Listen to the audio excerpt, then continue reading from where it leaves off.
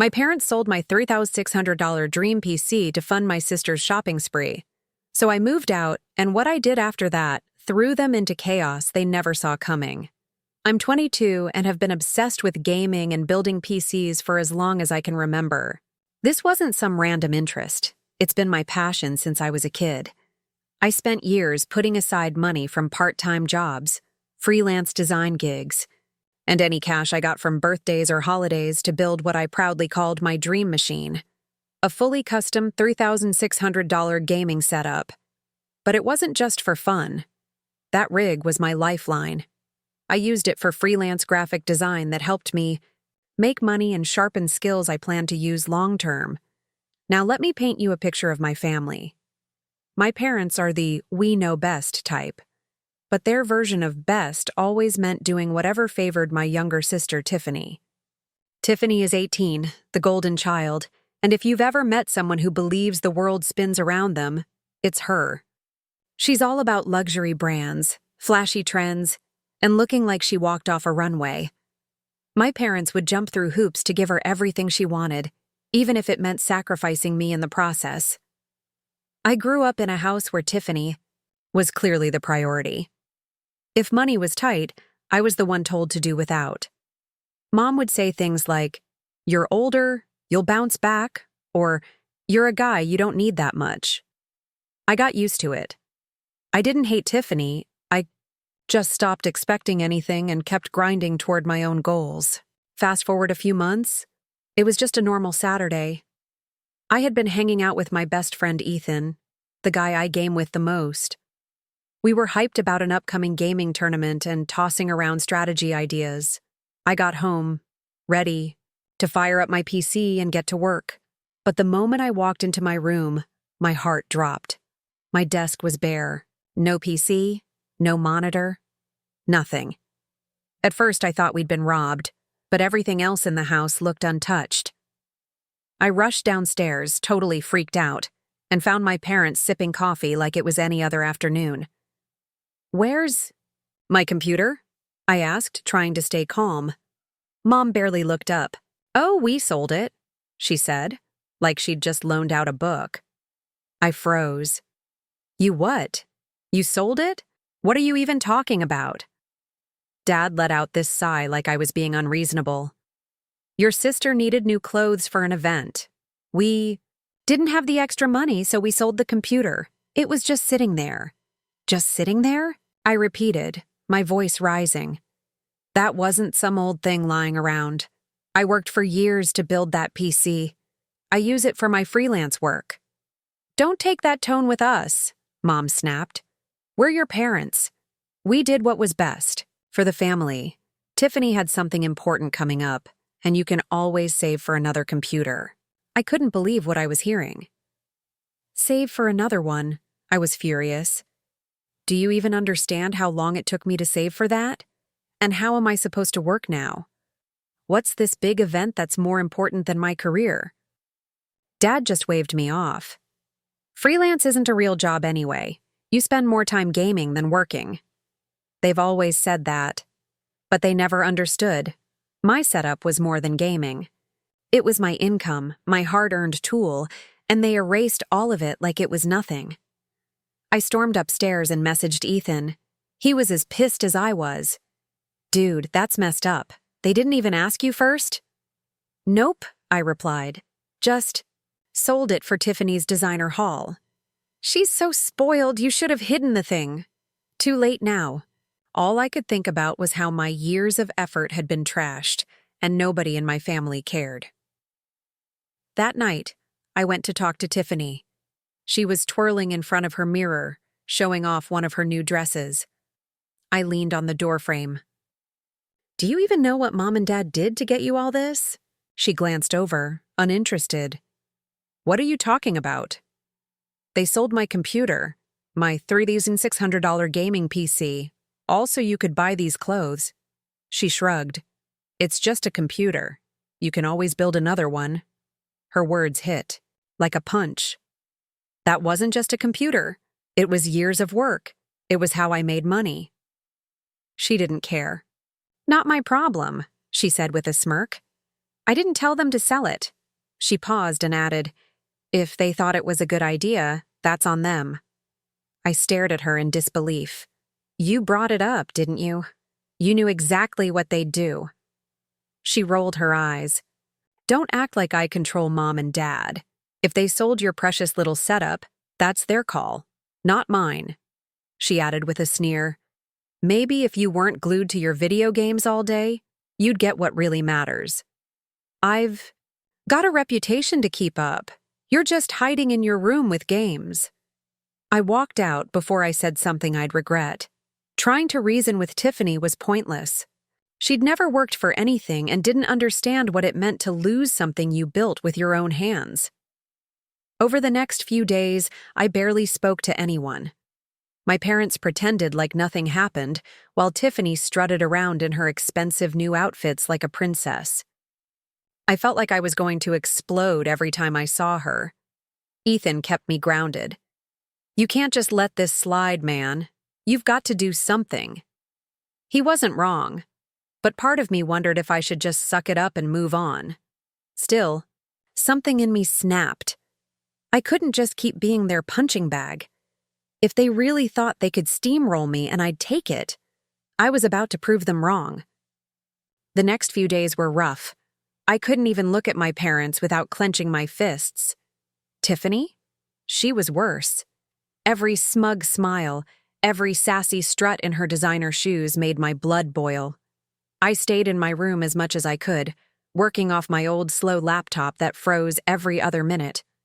That thing couldn't handle half the stuff I needed for freelance work.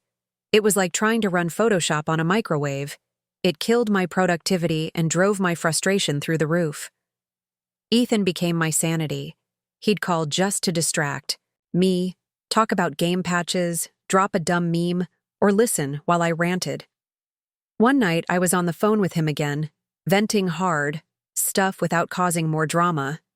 I waited until my parents were out and started grabbing only what I really needed. My PC, my chair, a couple of bags of clothes and essentials. I left behind anything that wasn't mine or didn't feel worth dragging into my new chapter. Tiffany popped her head in while I was unplugging my rig. So you're really going through with it? Running away over a computer? I didn't answer at first. I didn't owe her a thing. But then I turned to her and said, no, I'm walking away from a house that never felt like home. She scoffed like I was being dramatic, but I didn't care anymore. I wasn't staying for one more day in a place that made me feel small. I loaded everything into Ethan's car. He'd shown up like the legend he is, and drove off without. Looking back, the drive to the new apartment was quiet. Ethan didn't push me to talk. He just turned up the music and let me breathe. When we got to my new place, we hauled the stuff upstairs, set my PC on the tiny desk, and ordered some pizza.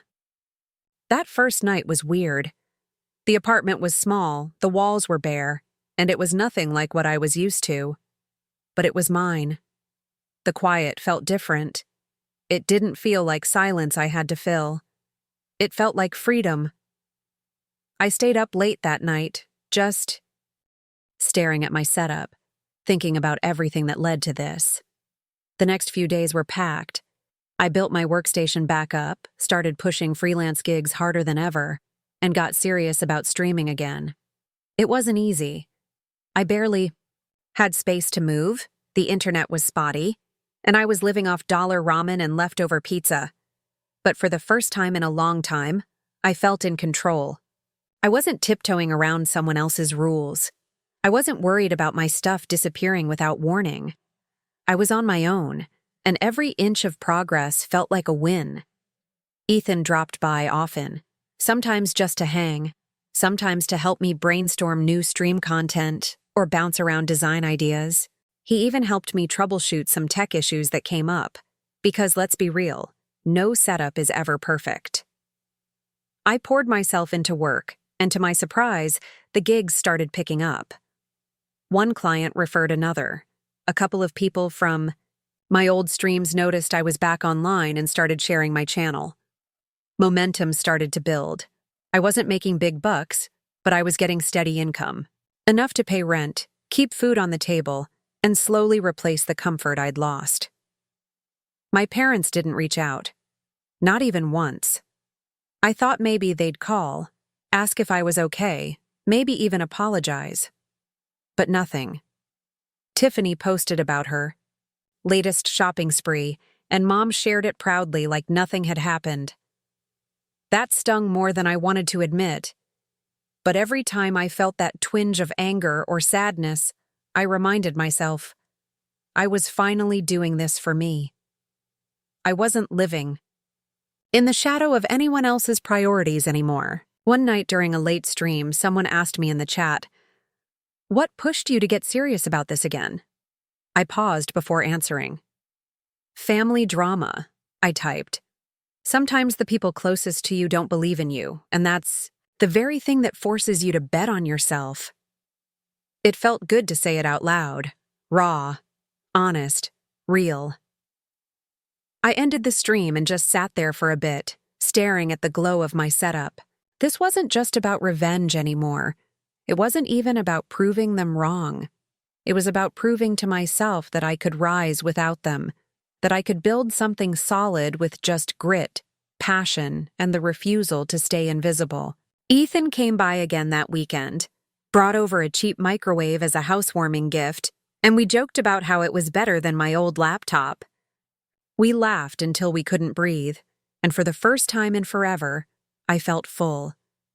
Like the pain, the betrayal, the years of being overlooked had finally started to mean something. I don't know what the future looks like yet. Rent is still tight. I miss having family that felt like family. But I don't miss walking on eggshells or wondering what they'd take from me next. I've got a long road ahead, but for now I've got a roof I chose, work that's mine, and a life that finally feels like it belongs to me. And if you've ever been where I was, stuck in a house where you feel like an outsider, know this: you don't have to stay there. You're allowed to build your own space. You're allowed to walk away. Sometimes the only way to find peace is to pack your things, close the door behind you, and choose yourself. That's not weakness. It's strength. And this time, I'm not backing down, prove anything to them anymore. I didn't feel trapped by their expectations or crushed by their silence. I'd finally said what needed to be said, and I stood by it. The air in my apartment felt different that day, lighter, like I'd finally exhaled after holding my breath for years.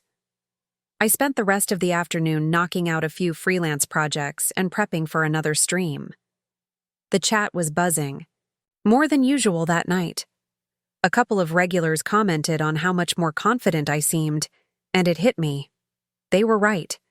I was still figuring things out, still scraping by financially, still eating more instant noodles than I probably should, but I felt more like myself than I ever had living under that roof. My days fell into a steady rhythm after that.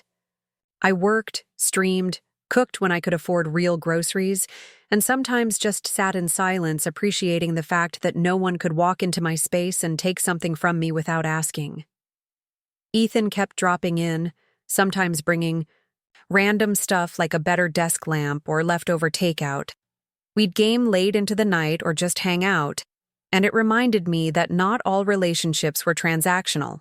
Some people actually show up because they care, not because they need something from you. I started sleeping better too. I wasn't anxious about my stuff vanishing or being blamed for things I didn't do. It's wild how peace feels when you've never really had it before. But even with all that growth, I won't lie. Some days still hit hard. Like when I see family photos pop up on Tiffany's feed with captions like "family first" or "blessed." It stings.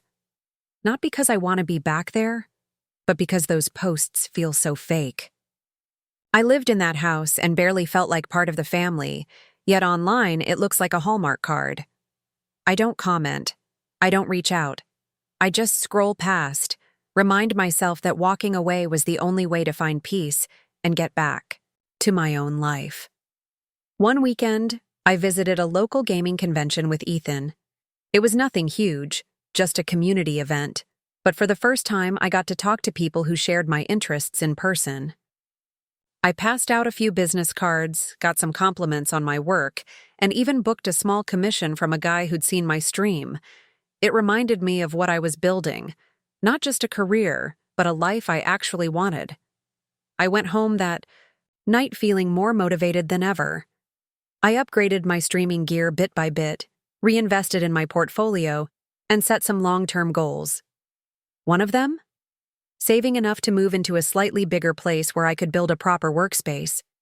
Nothing fancy, just something that felt permanent. I want walls I can decorate without second-guessing. I want to hang my own art, not worry someone's going to throw it away while I'm gone. I want to create a life where I never have to beg for space, respect, or support ever again. And honestly, if there's anyone out there reading this who's stuck in a place like I was, wondering if it's worth walking away, let me say this. Yes, it is. It's scary. It's messy. It's not some movie montage where everything lines up perfectly the second you leave. But slowly, day by day, you start to feel whole again. You start to believe that your voice matters, that your dreams aren't just childish fantasies, and that you deserve more than just crumbs of attention or forced loyalty. I don't know if my parents will ever get it. I don't know if Tiffany will ever stop seeing me as the bitter older brother who couldn't take a joke. But what I do know is that none of that matters as much as I thought it did. Their version of family came with strings. Mine comes with boundaries. And even if I have to build it from scratch, I'd rather have a tiny room filled with peace than a big house full of noise, control, and fake smiles. So yeah, I'm not looking back. I've got my PC, my skills, and my freedom. And for the first time in my life, that feels like enough. I didn't feel the need to argue or defend myself anymore. Their words didn't carry the same weight they once did. In the weeks that followed, I threw myself into work and streaming. One afternoon, while casually scrolling through social media, I stumbled on a post from Tiffany. She was holding a luxury purse, all smiles, with a caption that read, "So thankful for my amazing parents who always know what really matters." I just rolled my eyes and kept moving. Let her live in her little fantasy bubble. That world she crafted wasn't mine anymore. A few days later, I bumped into a family friend while grabbing coffee. "Hey, I heard you moved out," they said, giving me a look. "Your parents are kind of going through it right now. They've been asking people for help." I raised a brow. "Help? What kind of help?" They lowered their voice a bit. "I think they overdid it with Tiffany's shopping stuff. Thought you'd still be around to help cover things." I took a slow sip of my coffee and shrugged. "That's tough," I said, and I meant it. Tough for them, not for me. I was doing just fine. That random conversation left me with this odd feeling of satisfaction. I didn't celebrate their struggles, but it was validation. Proof that everything I'd sensed growing up was real. They'd always poured everything into Tiffany, and now that well was running dry. Meanwhile, I was finally learning how to stand on my own 2 feet. Still, that didn't stop the guilt-laced messages from rolling in. Mom's tone grew more desperate. "We're really struggling, and you just walked out on us." Dad followed up with his favorite jab. A good son wouldn't turn his back on his family. A good son. That was rich, coming from the same man who never acknowledged any of the effort I put in. Tiffany stayed quiet, which didn't surprise me. She was likely sitting back, waiting for our parents to guilt me into returning so she wouldn't have to do any of the heavy lifting. One day, Ethan came by again, grinning like he had tea to spill. "Guess who I ran into while picking up pizza," he said, dropping his bag on the counter. I already knew. "Please don't tell me it was my mom." "Bingo," he laughed. "She cornered me near the frozen aisle. Went on this whole speech about how you've abandoned the family and how I'm some bad influence." I rolled my eyes. "Of course she did. What did you say back?" Told her you're killing it, and maybe if they'd respected you more, you wouldn't have had to leave. His smirk said it all. She didn't like that. I chuckled, but deep down it stung. Not because of what she said, I'd heard worse, but because it reminded me again they weren't upset over losing me. They were mad they lost their grip. A few days later, another text came through. This one was different. Your sister's birthday is coming up. We're having a small dinner. She'd really like it if you came. I stared at it for a while. It almost felt like an olive branch. But I knew better. It wasn't about making things right. It was about keeping up appearances. Play nice for one night. Pretend nothing ever happened. I showed Ethan the message, and he shook his head immediately. Dude, don't fall for it. They just want you back for the photo op. I sighed. Yeah, but if I don't go, it's just more fuel for them to say I'm the problem. Let them, he said bluntly. You're not living for their approval anymore. He wasn't wrong, but walking away was one thing.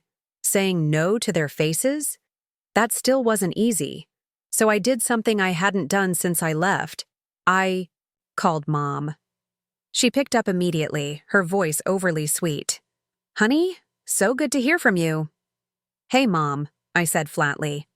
I saw your text about Tiffany's birthday. Yes, it'll just be us. It would mean a lot to her if you came. I don't think I can make it, I said calmly. I've got deadlines. And honestly, I don't think it's the right move. The silence on the line was thick before she responded. You're really going to let your sister down like that? After everything we've done for you? There it was. The guilt switch flipped instantly. This isn't about Tiffany, I replied. This is about me not pretending everything's fine just to make everyone else comfortable. She didn't take it well. Fine, she snapped. If you want to throw your family away, go ahead. Just don't come crying back when it all falls apart. That was it for me. I spent years trying to earn your approval. It's never been enough. So no, I'm not throwing anything away. I'm just finally choosing myself. I ended the call before she could say another word. My hands were shaking, but I felt like I'd just cut the last rope tying me to the past. That night, I blocked both my parents' numbers. Not out of spite, but because I needed the peace. The constant messages were like reopening a wound every time. Tiffany didn't bother reaching out, which honestly made it easier. With all the background noise finally silenced, I had the mental space to go all in on what mattered. Work picked up. My stream was gaining traction. One night, someone in the chat asked me, "What made you start streaming in the first place?" I paused for a second. I'd never really shared the full story. But then I realized it wasn't about them anymore. It was about me. I stream because I love it, I typed, but also because I needed to prove to myself that I could build something from scratch without anyone dragging me down. The messages that followed lit up the screen. Respect. You're an inspiration. Keep grinding. I leaned back in my chair, smiling. For once, people saw me, not as the backup plan, not as the afterthought, but as someone carving out their own path. And that felt better than any fake family dinner ever could. The months that followed brought progress I didn't expect. My anger faded. I didn't forgive them. I wasn't ready for that. But I also didn't waste energy on them anymore. I'd closed that chapter. Ethan and I were hanging out one night when he asked, "Think they'll ever say sorry?" I shrugged. Doubt it. But I don't need them to. I'm finally living life on my terms, and that's enough. And it was. My time, my work, my voice, they finally belonged to me. If anyone reading this is stuck in a similar cycle, hear me out. You don't owe anyone your peace. Especially not people who refuse to respect you. Walking away isn't quitting. It's reclaiming your worth. And I promise, it's worth it.